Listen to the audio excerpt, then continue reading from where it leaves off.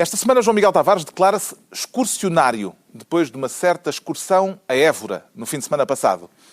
Ricardo Araújo Pereira considera-se desimportado, agora que Angola importa pouco, e Pedro Mexia sente-se um coelho pugilista. Está reunido o Governo de Sombra.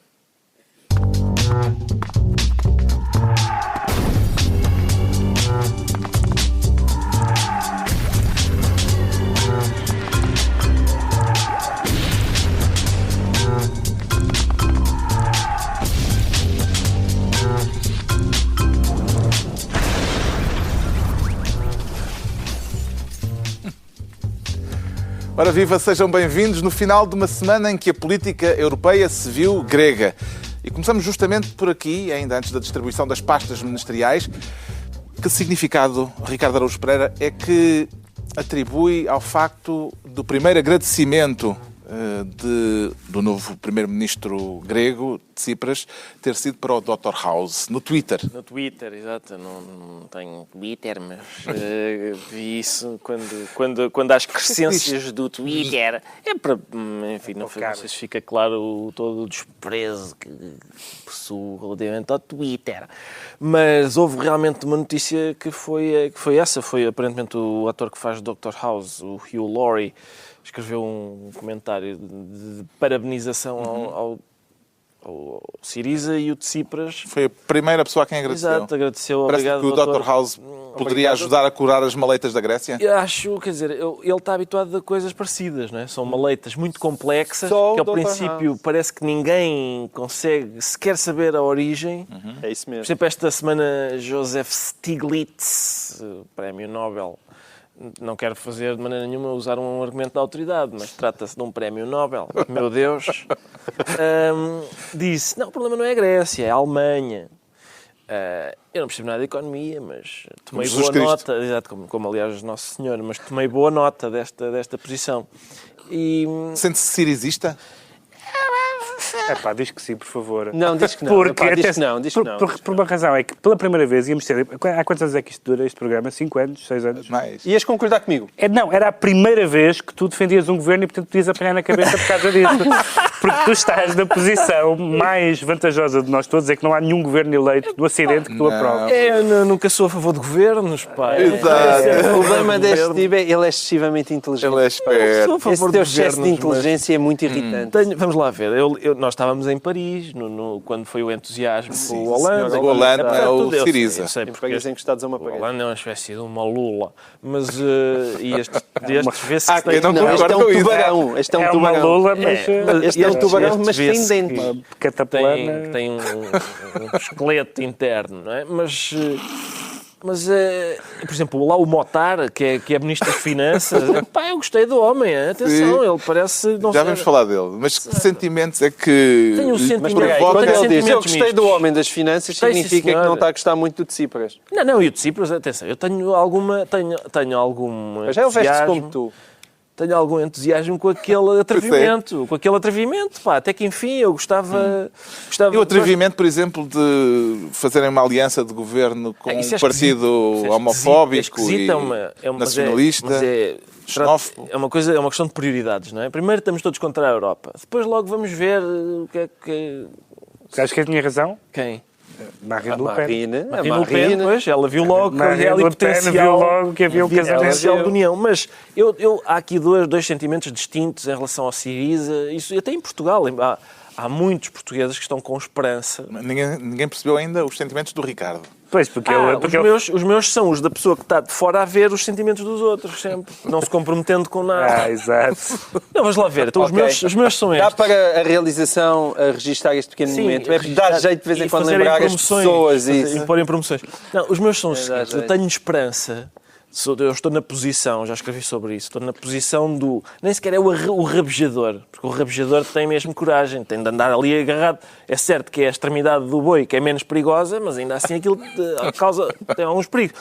Não é o rabejador ainda tem uma função nobre, que é prender o touro. É preciso força É e preciso coragem. força e sujar as mãos. E para os companheiros se libertarem, eu estou na posição daquele... Eu e boa parte dos portugueses na posição daquele forcado que tem muita fé no forcado da cara, que é o tipo que vai levar certamente uma cornada, mas que pelos vistos tem coragem de ir lá para a frente, deixa ver. E É o pode último ser... da fila dos forcados, é isso? Não, eu sou aquele forcado que chega, já o boi está morto. E eu vou só servir-me umas fatias da 100 e dizer obrigado ao Tsipras. Levaste uma cornada, mas valeu Mas a há pena. uma comparação, além da comparação Tauromarca... O boi é a Merkel, não sei se... Oh, meu Deus!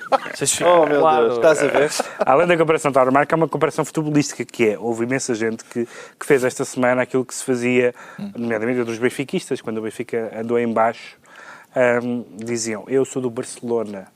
E houve imensa gente cujos clubes andam em baixo que esta semana vibrou como nunca, ou como há muitos anos não vibraram, incluindo pessoas de outras famílias políticas. Já vamos falar disso daqui a bocado, que é uma coisa bastante engraçada. Aquilo deu alegria aos congéneres, é normal, mas até aos não congéneres. Isso, mas isso é mas contamos com Passos Coelho para pôr alguma água na fervura dessa euforia. Mas vamos lá ao Ministro das Finanças. O Ministro das Finanças, que se define como marxista errático e que é definido como radical moderado. Inspira-lhe confiança alguém com estas etiquetas? E amigo de Rui Tavares.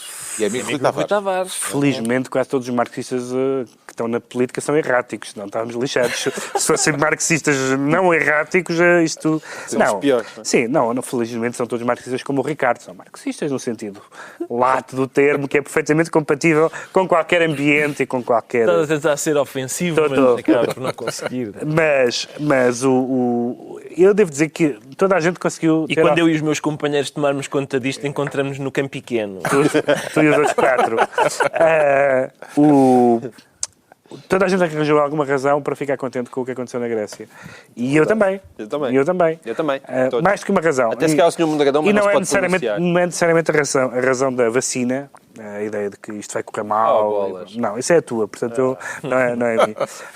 Acho que isso pode vir a acontecer, mas o que aconteceu foi, e ainda ontem um dos ministros do governo grego dizia, foi os gregos é que escolhem.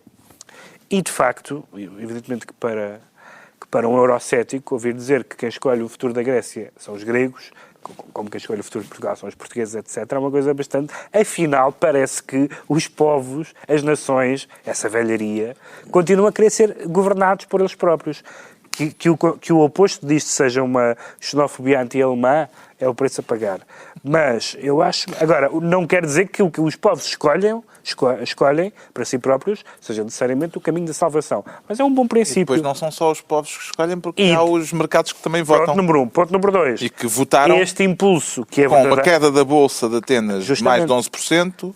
Este impulso que é verdadeiro é um pouco... E a taxa de juro da dívida pública há 10 anos, que subiu acima dos 10%, que chegou aos 10%, e Portugal pediu o resgate quando estava com 7%. Mas toda a questão é essa, que o impulso continua, mas as condições políticas já não são essas. As condições políticas são de moeda única, são de interdependência, são decisões no BCE... Moeda única da qual os gregos não querem prescindir. Da qual os gregos não querem prescindir. O que é que os gregos têm para oferecer nas negociações com os credores? O papel de porquinho da Índia. É isso. Os gregos vão ser a cobaia da Europa. Quer dizer, já estão a ser há mais tempo. Não estão a ser mais tempo. Não. Mas tem havido algumas experiências sociais. Isto que aconteceu, nunca aconteceu no nosso tempo de vida. Portanto, de repente, estar um país um partido de extrema-esquerda, ou de extrema-radical, ou de esquerda... De extrema-radical, de esquerda-radical, o que quiserem, de qualquer coisa. Há quem se sinta muito ofendido só de dizer radical porquê? Mas é preciso não esquecer que o extremo-centro já esteve a experimentar na Grécia. Deixa eu ver como é que os da Índia... Atenção, nós temos que agradecer...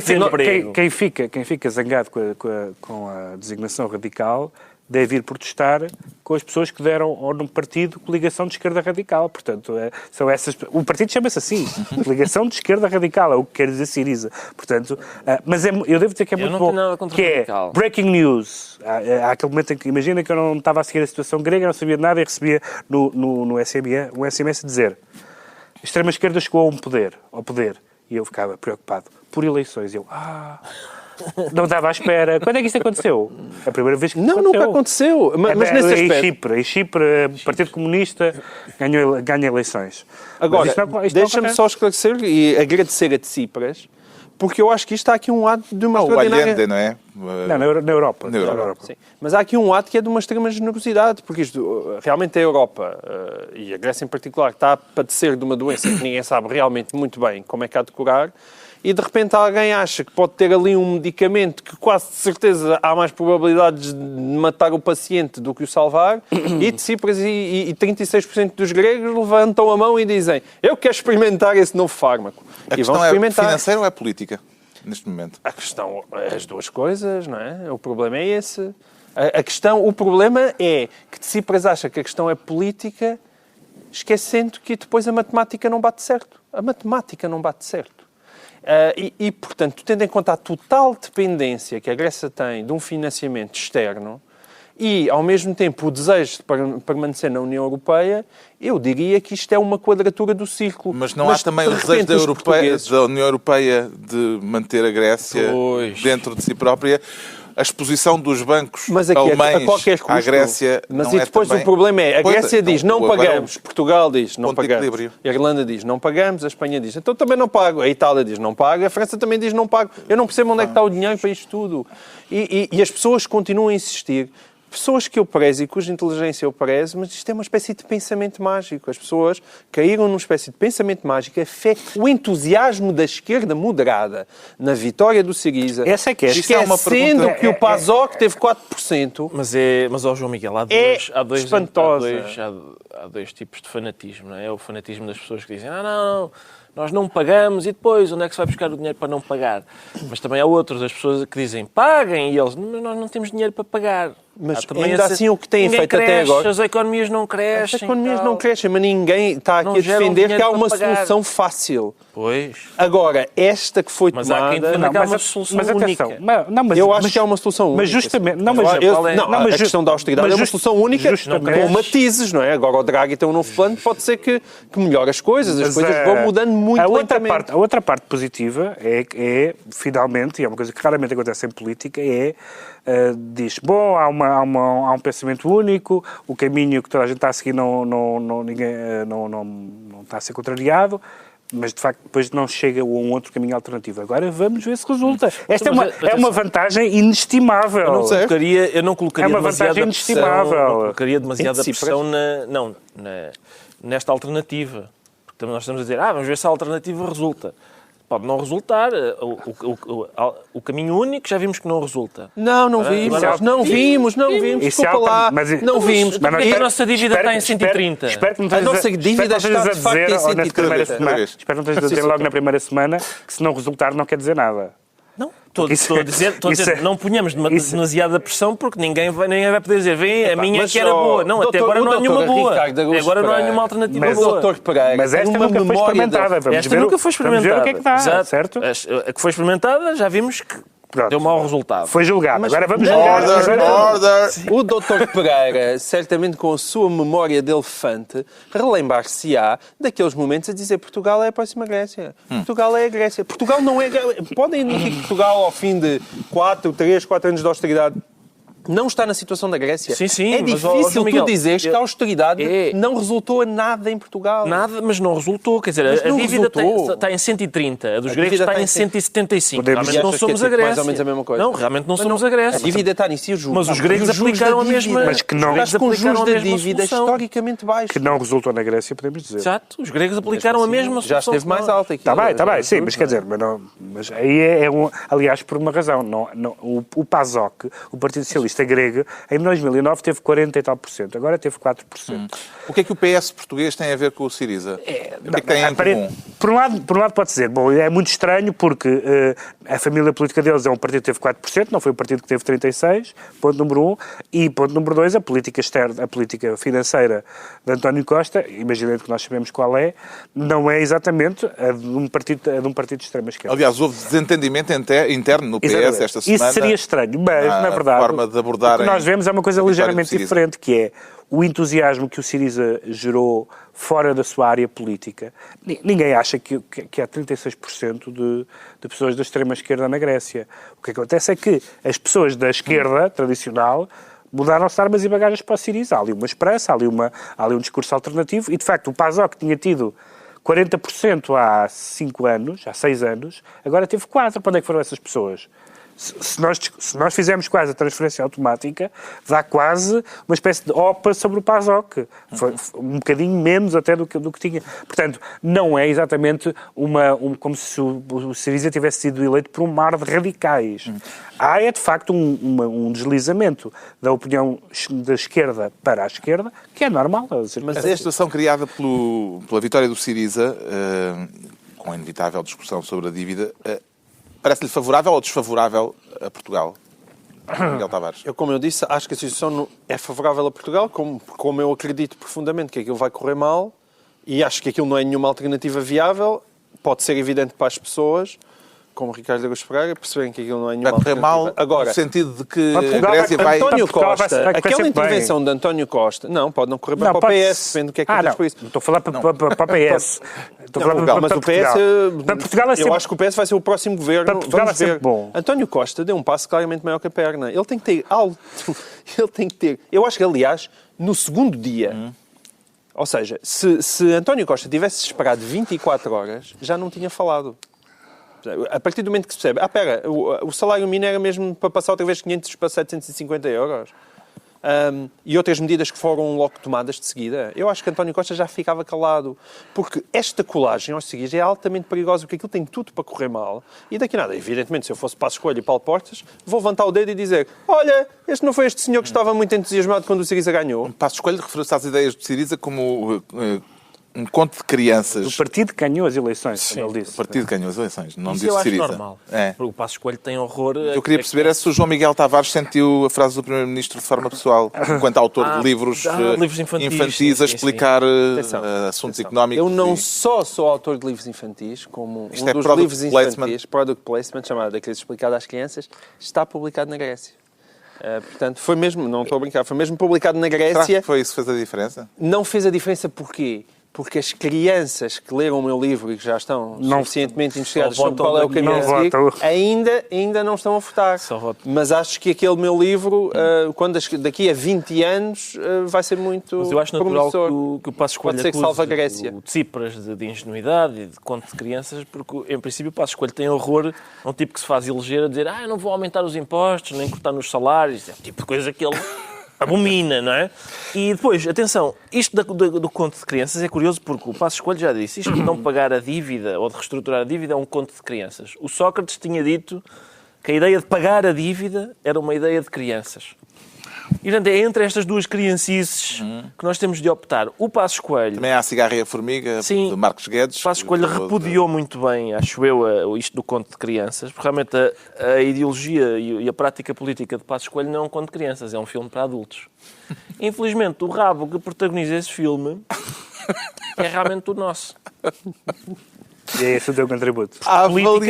Politicamente Ricardo, é isto que eu acho. A avaliar pelo governo formado pelo Syriza, maioritariamente, parece que não há mulheres na esquerda grega. Não puseram... O que é que quer dizer isto? É pena. É pena, mas eu sou... Mas tu estás focado no essencial. Não é o essencial. Não há mulheres, ligam-se que a extrema-direita... É engraçado isso. Eles são contra. Ele diz é pena da forma mais ofensiva para o feminismo que é possível conseguir. Atenção, há um novo governo, se alguém fizesse um inquérito de rua, há um novo governo que não tem mulheres e que se aliou a um partido nacionalista. É escandaloso. É o Syriza. Não. É pena isso. Não, mas louve-se o pragmatismo. Mas eu acho que é pena pelo seguinte, eu sou um feminista que acha... Já tem graça só essa parte. Achas que sim? Dito por ti tem imensa graça. Eu sou um feminista que acha o seguinte, às vezes há feministas que dizem, pois porque as mulheres deviam estar no poder porque exercem o poder de maneira diferente. Eu acho que as mulheres deviam estar no poder porque merecem tanto estar no poder como nós. A prática revela que as mulheres são iguais a nós, é exatamente o que eu defendo. E exercem o poder da mesma forma estúpida, porque repara, Portanto, és contra as cotas. Margaret Thatcher, Angela Merkel, Fátima Felgueiras, é a mesma porcaria. Os grandes líderes mundiais. É a mesma porcaria que nós somos. Essas enumerações. Onde é que está o Oli? Havia um lado onde é que estava o Oli. Havia uma pessoa estranha nesses três. Agora, o que é que lhe parece, ou o que é que vos parece o anúncio e a ideia de briefings diários? Já vimos isto há alturas. E houve o Conselho de Ministros em direto, não é? Houve Conselho de Ministros. Houve Conselho de Ministros em direto com câmaras. O primeiro Conselho de Ministros foi filmado. Eu acho que essa ideia de briefings diários, neste momento, lá está. Como nós dissemos, de Tsipras, e o Ministro das Finanças parece que é amigo de Rui Tavares. Eu estou certo que Rui Tavares já mandou uns SMS a dizer: pá, não façam isso, pá, não façam isso. Se durar 15 dias, não é? Não sei, depende de quanto tempo dura, mas... Num governo de coligação, ainda por cima, é uma coisa complicada. Bom, está tratado... extrema-direita. O grande tema da semana, mas vamos voltar à Grécia, naturalmente, nas próximas semanas. Agora, distribuímos as pastas ministeriais e o João Miguel Tavares quer ser Ministro da Geologia e Pescas. O que é que uma coisa tem a ver com a outra, João Miguel Tavares? Eu pensava que não tinha nada até descobrir a brilhante prestação de Helder Batalha na Comissão do BES. Que foi essa intuação suspeita? Então, não é assim que se Ao que parece, o BES não consegue cobrar centenas de milhões de euros à ESCOM por causa das focas. Foi esta a explicação de Helder Batalha, o presidente da ESCOM, no Parlamento. Tivemos um problema gravíssimo, que foram as focas que subiram na corrente fria de Benguela, invadiram toda a zona onde estava inserido este investimento e tivemos 2 anos, de facto, desastrosos ao nível da pesca. A culpa é das focas e do pragmatito. Não, é um bocadinho mais à frente, também se fala do pragmatito. Esta explicação convenceu, João Miguel Tavares? Sim, e não só me convenceu, como eu agradeço a metáfora, porque a partir de agora sempre me perguntar: então e o BES, porquê é que aquilo foi abaixo? Foram as focas que comeram o peixe. Eles tinham investido em peixe. Eu acho que é o melhor resumo possível até agora. E o peixe tinham acabou tinham. Focas. Dizer apenas que eles tinham investido na atividade piscícola é pouco. Porque vamos fazer um resumo da intervenção do Sr. Batalha naquela comissão. Espera aí. Mais? Há mais. Então. Nós falamos tanto da Grécia que não vamos ter mais. Não, mas deixa-me dizer, as pessoas que estão no espaço público ficam sempre prejudicadas por terem nomes italianos. Não, é verdade. Ficam sempre sujeitas a estas intuações. Que rimam com família. Estas intuações suspeitas. Batalha, família, aquilo que rima tudo. Mas foi, atenção. O senhor disse, está a falar da ESCOM na Angola, fizemos um investimento, tínhamos investir com a Parmalat faliu, aquilo foi por água abaixo. Tínhamos um fabuloso negócio de transporte aéreo durante a guerra. Foram as vacas? Não, da Parmalat? A Parmalat faliu, e portanto aquilo foi abaixo, correu mal. Tínhamos um fantástico negócio de transporte aéreo durante a guerra. Acabou a guerra, as coisas começaram a ir por caminhões.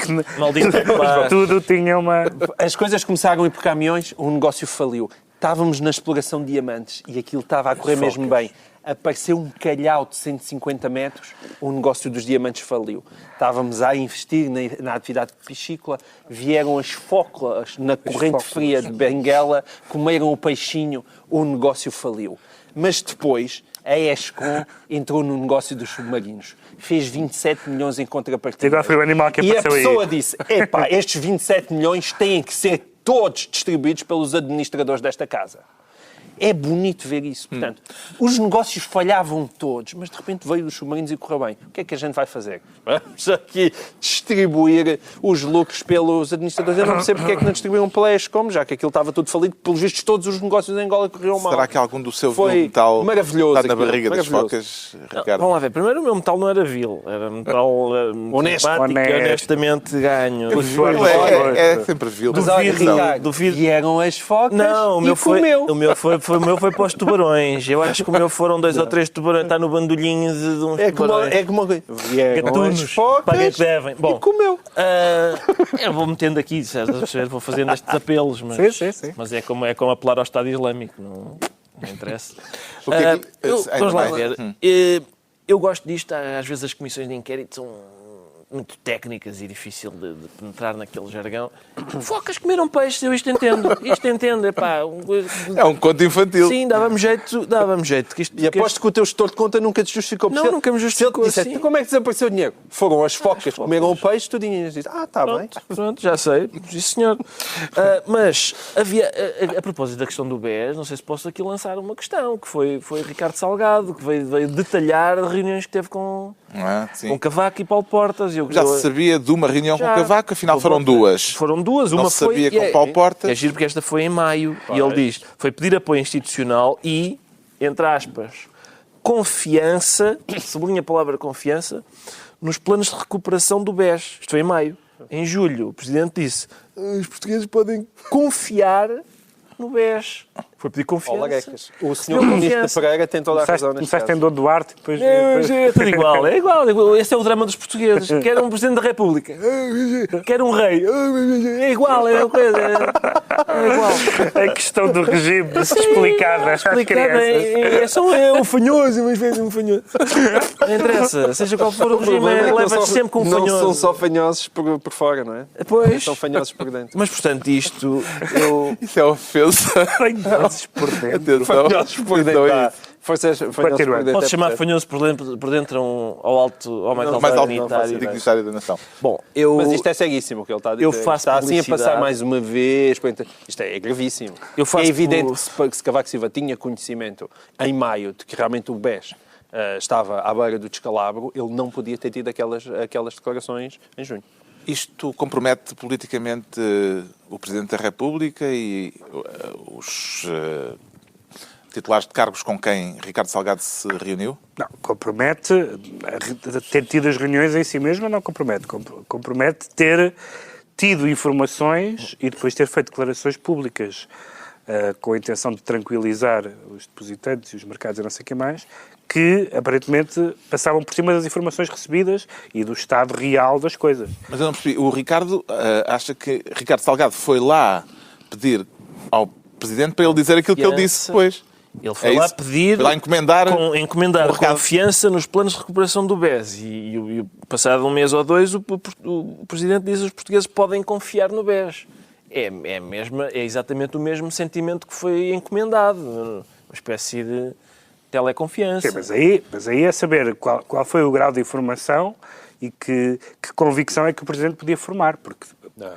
Não, essa é a questão. Não, isso aí sim, para um caso de maior gravidade ainda, não é? Ou seja, aí estás a sugerir que ele esteve explicitamente a ajudar o Salgado, sabendo que aquilo ia para o descalabro. Eu não ponho seriamente essa hipótese. Mas de qualquer forma, se ele tinha se o Salgado já lhe tinha ido lá bater à porta a dizer precisamos de ajuda, ele não podia ter estado a fazer aquelas declarações. Está entregue a pasta da Geologia e Pescas ao João Miguel Tavares. O Pedro Mexia agora quer ser Ministro da Informática.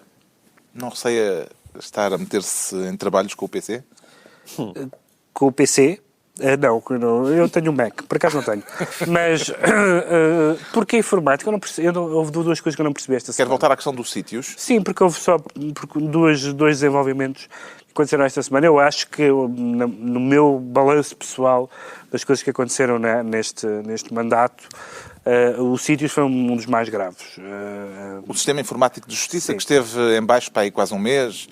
Isso já de si. E depois o passa-culpas, acusações infundadas, investigações arquivadas logo à partida porque não tinham fundamento, etc. E agora... Foi demitido o responsável pelos equipamentos de justiça e agora a maioria parlamentar não aceita que ele seja ouvido no Parlamento. Sim. Houve isso e houve uma entrevista da Ministra da Justiça. Isso é estranho porque eu não consigo perceber. Vamos falar daqui a bocado sobre outro assunto que também tem a ver com isto. Eu não consigo perceber que numa democracia, que num Estado de Direito, as pessoas tenham medo de que se prestem contas. Porque, de facto, é um assunto de grande relevância. Porquê é que a maioria chumba? Porque se não há nada não me parece que sejam... Há daqueles casos, há pessoas que são convocadas para comparecer na Assembleia por coisas de chicana política. Não é um caso, é um assunto relevante. Uma pessoa que esteve efetivamente ligada ao processo, que certamente tem coisas para dizer, mesmo que sejam coisas, como provavelmente serão, incómodas para a Ministra. porque não ouviu. Acho que era uma coisa acho que era uma audição que era de interesse público e esta atitude defensiva sempre das bancadas partidárias de não deixar o esclarecimento, não deixar que se esclareçam as coisas em comissão, nomeadamente quando elas são incómodas, é um mau princípio e que suscita suspeita. Por outro lado, a entrevista da Ministra, onde daqui a bocado vamos falar de outras declarações dela sobre escutas, e também lhe perguntada sobre a questão dos sítios, ela respondeu: não percebo nada de informática. Não é evidentemente o que está em causa. O que está em causa não é ela pessoalmente perceber de informática, está em causa aplicar uma migração de dados daquela magnitude, com a certeza absoluta tida com quem sabe de informática, justamente. Eu acho que o senhor moderador está com pressa. A Ministra, estamos todos com pressa porque... Senão não chegamos ao Papa, não vamos lá chegar. A Roma. Mas a Ministra da Justiça, o Pedro já fez alusão a isso, disse numa entrevista que fala ao telefone como se estivesse a falar para um gravador. Exato. Será que coloca melhor a voz? Pois, havia duas, quer dizer, uma pessoa sendo Ministra da Justiça e tendo esse tipo de desconfiança, tem duas opções. Uma é colocar melhor a voz, para ficar bem registado. Outra é fazer alguma coisa para que realmente esse problema desapareça. Uma Ministra pode desconfiar do sistema que tutela, É bom desconfiar e não fazer nada relativamente a isso. Lobo Xavier, na quadratura do Círculo, protestou, aliás, que na sua qualidade de administrador de um grupo de telecomunicações, protestou, a sério, isto foi evocado, protestou veementemente contra a suspeita de que as escutas telefónicas são assim feitas com essa ligeireza e sobretudo facilidade. Aposto que o João Miguel Tavares pensou no anterior Procurador-Geral da República. Barulhinho esquisito. Sabem que no meu telemóvel, eu agora todos os dias ando a receber chamadas de várias vezes ao dia do número privado, atendo e ninguém diz nada. Sério? Será que eu estou a ser escutado? Eu adorava que me escutassem. As minhas conversas são tão desinteressantes. Não é nada. Sinceramente, as conversas são porcalhonas. As minhas? Algumas são porcalhonas, mas não têm interesse criminal. Não têm interesse criminal. E então? Achas... Pronto, o Pedro Mexia fica Ministro da Informática, que é para não entrarmos pelas conversas porcalhonas. O Ricardo Araújo Pereira quer ser Ministro da FIFA. Ministro da FIFA. Também se quer candidatar? É um dos grandes temas. E é um grande tema. Olha, por acaso passou a ser um grande tema porque o Governo apoia. O Governo apoia Luís Figo. Exato. E, olha, e bem, porque o Luís Figo, e é uma coisa bonita, porque o Luís Figo apoiou o Governo anterior e este Governo apoia o Luís Figo. Portanto, há aqui umas sinergias. Exatamente. E vê-se que eles não há rancor. Não há rancor. E parece-lhe que o Figo tem perfil para o cargo? Vamos lá ver. Não tem o perfil que lhe apontam. Por exemplo, o Sousa Sintra disse: o Figo é boa ideia porque o Figo é um homem que sabe para onde vai. E se há coisa que não se pode dizer do Figo é que ele sabe para onde vai. O Figo saiu daqui para ir para o Parma. A meio mudou para a Juventus e acabou no Barcelona. Portanto, se ele não sabe para onde, não sabe para onde vai, nunca. E depois o Figo, diz ele, pois isto é um problema, eu quero resolver aqui um problema que é, quando se fala em FIFA, fala-se em escândalos e corrupção. Qual é o melhor tempo para resolver isto? Um português. Isso aí é bem pensado. Não é só um português. Por exemplo, é Luís Figo, nos submarinos, o único país em que não houve corrupção foi o nosso. Portanto, os portugueses estão, de facto, habilitados a ir resolver casos de escândalos e corrupção. Talvez Luís Figo não seja o ideal, porque ele até a comer o pequeno almoço gera polémica. Ele uma vez tomou um pequeno almoço de 750 mil euros. E é bom explicar porque é que se safou. Ele safou-se porque o argumento foi, não se conseguia provar que ele sabia que o Tagus Park havia ali dinheiro... Pequeno almoço com José Sócrates. Exatamente. E não se sabia que o Tagus Park havia ali dinheiro público. Foi por isso que se safou. A candidatura surpreendeu João Miguel Tavares? Surpreendeu-me só pelas razões. Quer dizer, eu às vezes eu não tenho nada contra as pessoas errarem na vida, mas eu tenho contra as pessoas fazerem certas coisas e depois virem fingir que são impolutas. Portanto, quando Luís Figo vem para aí dizer, eu venho aqui, é uma chatice quando se googla, cada vez a palavra FIFA só aparece corrupção, ele se calhar tem que começar também a googlar o nome dele, que é para ver o que é que parece. Figo e Blatter, o atual presidente da FIFA, têm em comum, que é, já ambos...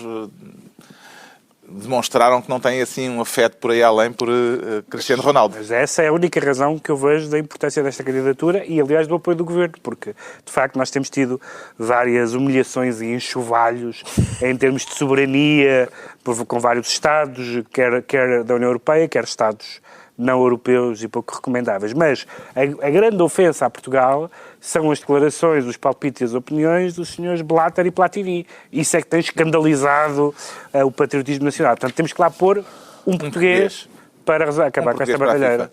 Temos o Ricardo Araújo Pereira, Ministro da FIFA, estão distribuídas as pastas ministeriais, temos pouquíssimo tempo, mas vamos tentar perceber porque é que o João Miguel Tavares se declara excursionário e vai na excursão com fé ou pelos comes e bebes? Não, é só para apreciar a paisagem, porque isto é uma paisagem que valia a pena O ser destino apreciada. da excursão é Estabelecimento prisional de Évora e é para a nossa habitual rubrica Notícias do Recluso 44. Eu tenho que arranjar uma embirração, porque eu estou rodeado de duas pessoas que têm embirrações particulares que eles trazem. Não tenho nenhuma embirração. Gato, arranja um gato. Tens de ter um hobby, pá. Não...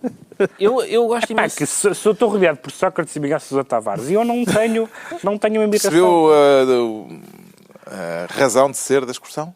Então, era uma vaga de fundo. O que é que foi? Foi uma vaga de fundo fraquinha, que aquilo não sei se eram uma ou duas caminhonetas. Aquilo parecia uma excursão do Inatel. E, portanto, mas foi as pessoas, em vez de irem, sei lá, para a Albufeira, decidiram parar ali para visitar o Recluso 44. A única coisa que mais me irrita mesmo é, e eu fazia aqui uma proposta, que isto não é outra vez para criticar, já só quer dizer, da mesma maneira que querem criar impostos sobre os sacos de plástico, pá, criam um imposto cada vez que os cravos são utilizados como artefato simbólico. Porque aquilo estava cheio de cravos também. E cada vez que alguém levanta... É que o pobre do cravo, que teve uma função tão bonita na história portuguesa, anda a ser vilipendiado desde 1974. E, portanto, agora, andarem a passear cravos em frente ao estabelecimento prisional de Évora, eu proponho o seguinte: deixem as botas a José Sócrates e impeçam os cravos de andar a passear. Parece-lhe uma boa ideia esta dos cravos. A questão essencial não é as botas, é o cascol do Benfica. Mas esse já está resolvido. Isso é um direito inalienável. E esta semana já recebeu o Barbas. Recebeu o Barbas, é verdade. O Barbas. Ele pode ficar com o cascol porque o Barbas foi inscrito na lista de pessoas que o podiam visitar. E assim ele já podia ter o cascol. E também o problema das botas não... As botas não me interessa. Agora, o cascol acho que é realmente um direito fundamental. Direito de liberdades e garantias. E o humorista? Nós tínhamos até as imagens, mas acho que vamos passar por cima delas. Porque um colega do Ricardo Araújo Pereira foi lá e levou uns empurrões. Sem razão nenhuma, porque ele estava também a participar na manifestação, não foi incorreto para ninguém. Levava umas coisas escritas. Levava umas coisas escritas de apoio, eram mais ou menos um apoio irónico, mas era um apoio. Por acaso não estava à espera que aquela turba fosse sensível à ironia. Fiquei surpreendido. Pedro Mexia, alguma anotação? Só uma que tem a ver com uma questão que tem a ver com Sócrates, não a ver com isto, que é a questão dos advogados terem contestado o uso das contas, exato. O uso das contas no estrangeiro. Que é um daqueles das contas de Carlos Santos Silva, portanto, das transações transferidas do estrangeiro para Portugal. Sim.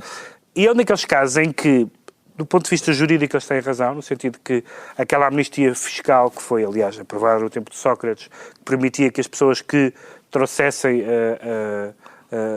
que transferissem dinheiro do estrangeiro para Portugal e que regularizassem a sua situação fiscal, a compensação é que não seriam investigados, não haveria processos de crime a partir com esse dinheiro, que dissesse respeito a esse dinheiro. Isso é verdade, e portanto eles têm razão, mas começa a ficar um bocado estranho quando os advogados começam a recorrer a technicalities, a dizer não, isto não, porque há aqui este artigo, mesmo que seja um artigo aplicável.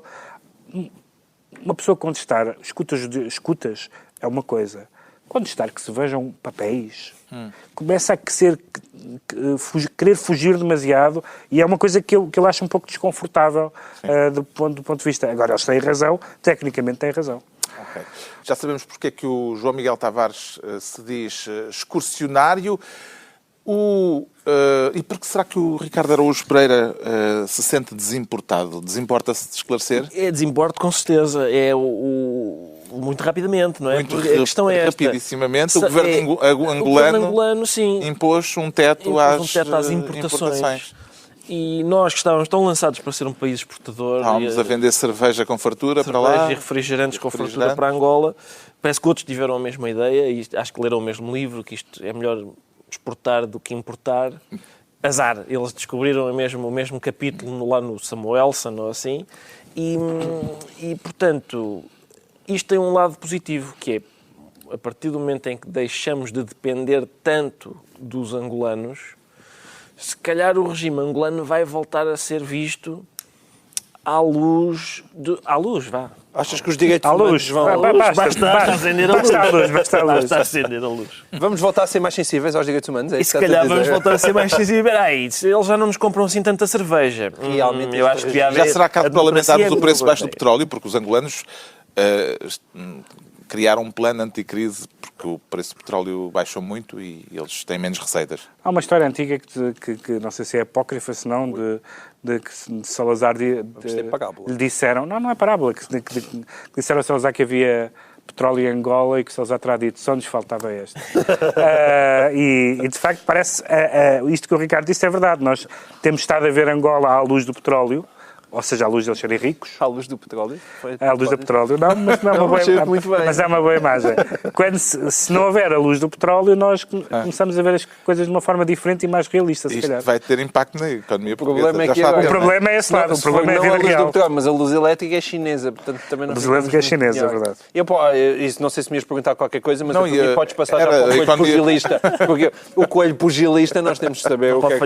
Então está esclarecida esta questão da desimportação e o Pedro Mexia declara-se coelho pugilista. Coelho pugilista.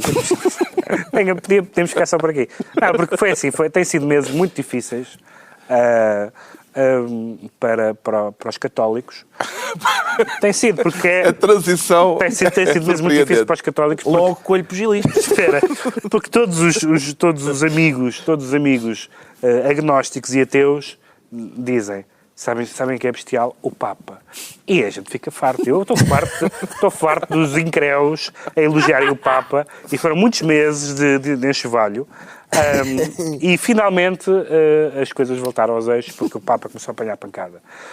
Por causa de duas declarações, uma sobre coelhos e outra sobre ir à cara. Já falámos de ambas, pelo menos de uma delas, acho que falámos das duas. Sim. Mas a verdade é que com essas duas declarações, que ambas resultam do mesmo facto, que é da informalidade, que algumas pessoas achavam que era maravilhosa, que a informalidade é maravilhosa. Há uma razão para que existe formalidade.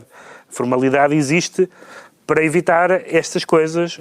Mas foram dislates ou foram uma aproximação àquilo que de facto o Papa pensa? Não, foram duas frases infelizes. São frases infelizes, daquelas que se dizem em conversa, e que era uma conversa, aliás, com jornalistas, mas que o Papa não pode falar como se as frases dele não fossem citadas no mundo todo. E de repente toda a gente começa a dizer: não, este Papa, pronto, olha, prometia tanto, e eu, pronto, estou mais... Se pudesse dar um conselho ao Papa, que conselho é que lhe daria, Ricardo? Eu gostava de pedir um conselho, porque eu levantei no outro dia uma questão eminentemente teológica, que é a seguinte: eu percebi que para o Papa, portanto, se o seu amigo disser qualquer coisa desagradável sobre a mãe dele, espera-lhe um punho. Bom, o que fazer, acho eu, e é isto que eu pedi a ajuda de alguém experiente na leitura e interpretação do catecismo, o que fazer no caso de mães autodepreciativas. Uma mãe que diga: eu sou mesmo estúpida. Deve esperar-lhe um punho, porque ela insultou-se a si mesma, insultou a mãe. Isso é muito elaborado. Ou mantém-se a questão de não bater na mãe. Mas isso, desculpa lá. O que é que diz Jesus Cristo sobre isto? Isto é uma questão teológica muito importante, porque o cristianismo manda amarmos os outros como nos amamos a nós próprios. E se não nos gramarmos? Exatamente, ora, aí está. E mais, como é que agimos para todos? Não faças aos outros o que não gostas que te façam a ti. O que não é verdade. As coisas que eu não gosto que me façam, justamente. E que me são requisitadas. Com entusiasmo. E tu fazes a custo, não é? Contrariado. E por isso é uma das coisas que me afasta do cristianismo, da moral cristã. Começamos tão bem. Exato, estamos a acabar mal. João Miguel. Então, eu o quê? Nada. Nada? Pronto, então decretos. Não, é verdade.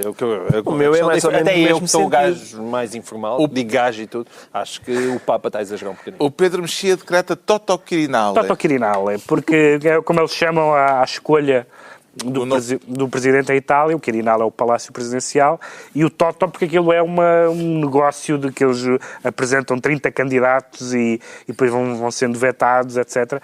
E a Itália, que tem tido algumas das figuras mais lamentáveis da política europeia, desde o Berlusconi ao Grillo, também tem tido algumas das figuras mais notáveis da política europeia, como o Monti, o Draghi e o Napolitano, o anterior Presidente da República, e que era uma espécie de garantia de sanidade naquilo que é a política italiana. É que já estava com 90 anos, não é? Teve que ficar com 90 anos, ou com 80 anos, teve que se recandidatar. E agora há uma chusma de E agora há uma chusma, esperemos que seja alguém desta segunda categoria, não da primeira. João Miguel Tavares decreta a burca no sítio certo. A burca no sítio certo, porque anda por aí a correr uma fotografia da comitiva de Rui Machete que foi ao Irão, e duas senhoras que acompanhavam essa comitiva aparecem com um reposteiro, exatamente, da cabeça aos pés. E há pessoas que dizem, que vergonha ali. E o que eu digo aquilo era uma mesquita, estavam num sítio sagrado. Eu não me chatei que as pessoas vão ao Irão e que estejam numa mesquita que cumpram as regras de lá. Chateia-me ver passear burcas em Paris e no Centro Comercial Colombo. Agora, nas mesquitas iranianas, não. As pessoas estão por isso. Viu Michelle Obama ou não vão, na Arábia Saudita. Claro que sim. Mas existem duas opções. Ou não vão. É evidente que tirar fotos neste caso também não foi muito inteligente. Mas das duas uma. Ou não vão. Mas não se vê que ou são então elas. se vão. Ou então se vão. Eu já vi têm que cumprir as regras do local. No Irão. Não em Paris. Selfies com burca é uma contradição nos termos. Michelle Obama fez mal. Michelle Obama não fez mal naquele caso enquanto statement. Foi um statement. É diferente. Pronto. Mas ali é um statement, não é? Ali ninguém estava. Ali é uma viagem turística. É a diferença entre um statement e uma viagem turística. O Ricardo Araújo Pereira, para fechar com chave de ouro, decreta a promoção aberta da sodomia. Decreta a promoção aberta da sodomia. A promoção aberta da sodomia é uma expressão que eu fui buscar a respiguei de um interessante artigo de João César das Neves no DN esta semana. Passa a redundância. Exato, interessantes são sempre. A promoção da sodomia, eu creio que deve ser aberta. É a única maneira.